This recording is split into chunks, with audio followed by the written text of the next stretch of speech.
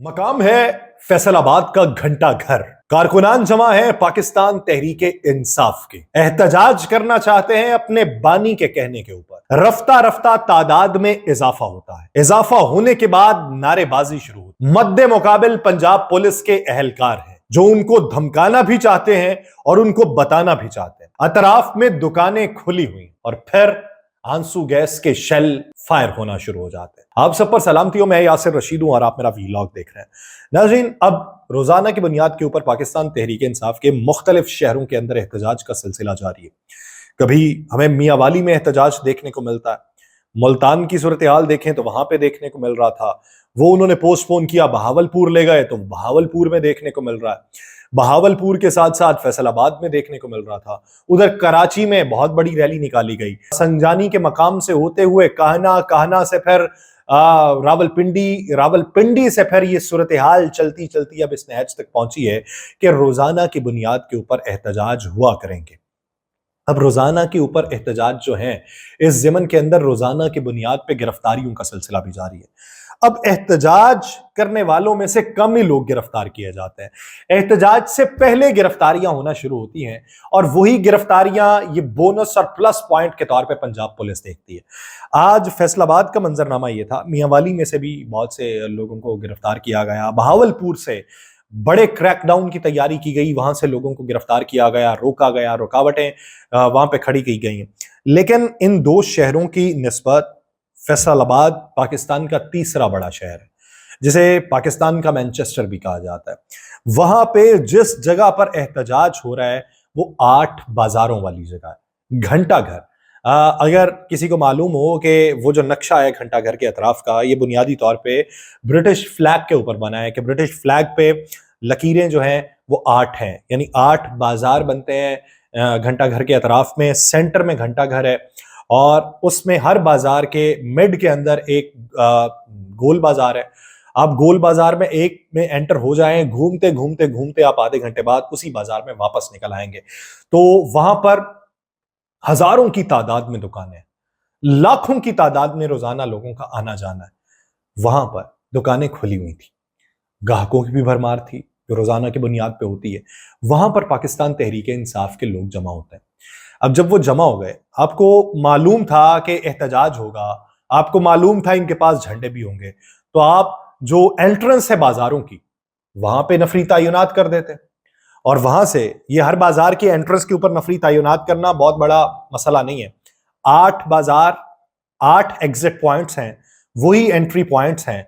अब entry point जो 8 नहीं बनते, एग्जिट पॉइंट भी 8 नहीं बनते।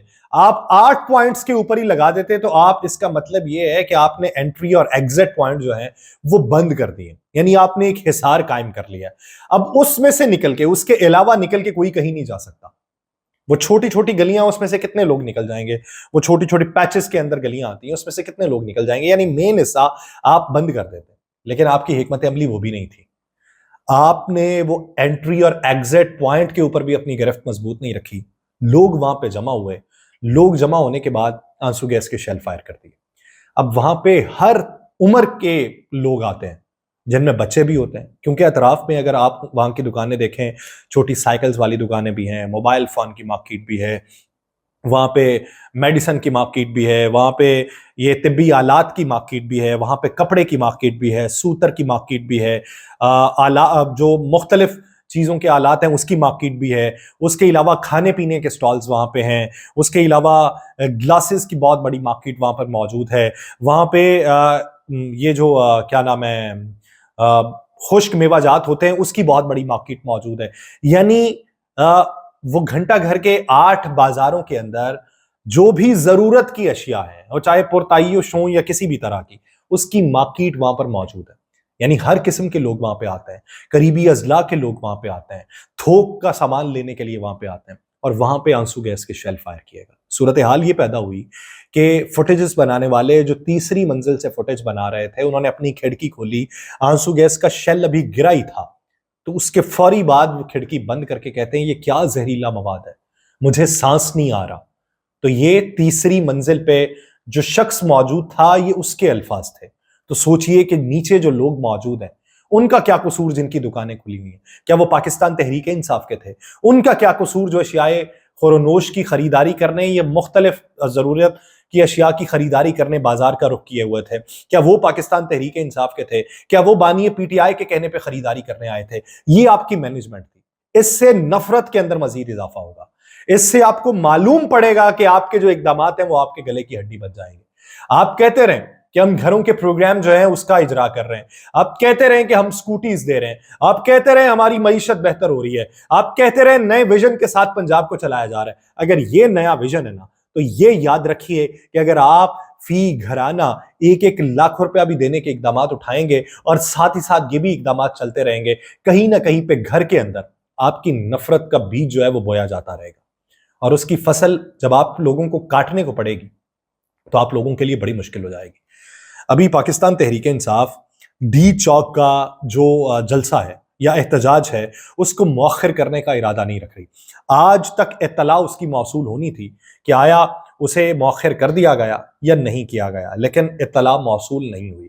اب کل کا دن اس میں باقی ہے، آج کے دن تک اگر اس کی اطلاع نہیں ہے تو کل کے دن تک قیاس آرائیاں صرف کی جا سکتی ہیں کہ وہ معطل کر دیا جائے گا، لیکن اگر وہ معطل نہیں کیا جاتا، منسوخ نہیں کیا جاتا، یہ وہاں کا راستہ اپنا لیتے ہیں تو پھر کیا ہوگا؟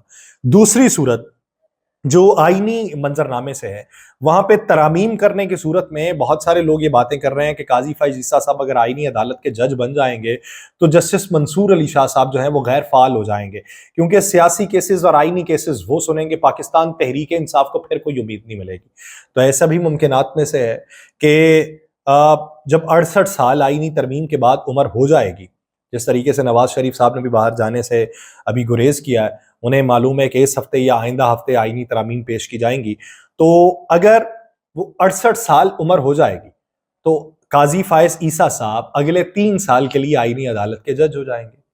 تو جسٹس منصور علی شاہ صاحب وہ اگر چیف جسٹس سپریم کورٹ بنتے ہیں تو وہ وہاں پر 65 سال تک اپنی مدت مکمل کرنے کے بعد یہ بھی تو ہو سکتا ہے کہ وہ چلیں، وہ قاضی فائز عیسیٰ صاحب کے 3 سال کی مدت پوری کرنے تک وہ اگر سپریم کورٹ میں بیٹھے رہیں اور وہی سپریم کورٹ کا جو بقیہ عرصہ ہے وہ جا کے آئینی عدالت کے چیف کے طور پر گزارے، تو یہ بھی تو ممکنات میں سے ہیں، یہ بھی تو گیو اینڈ ٹیک کی سچویشن میں ہو سکتا ہے۔ اب اس زمن کے اندر حکومت اپنی پوری تیاری کرنے میں کوشاں ہے، وہ نمبرز گیم پوری کرنے میں کوشاں ہے، اور یہ کہا جا رہا ہے کہ مولانا ہم سے ہیں اور ہم مولانا سے ہیں، عرفان صدیقی صاحب نے یہ کہا، تو مولانا کو منانے کے لیے تگودو کی جا رہی ہے۔ لیکن اس سارے عمل میں آپ سیاسی طور پہ گٹھ جوڑ کر لیں، عوامی سطح پہ آپ جو نفرت کو ہوا دے رہے ہیں، یہ نفرت کی ہوا مزید پھیلتی چلی جائے گی، اور پھر ان ہواؤں کے تھپیڑے جو ہیں یہ کون کون سے جسموں کو نقصان پہنچائیں گے، وہ جسم آپ کے ہوں گے، اس سے بچیے۔ مجھے دیجیے اجازت، اللہ نگہبان۔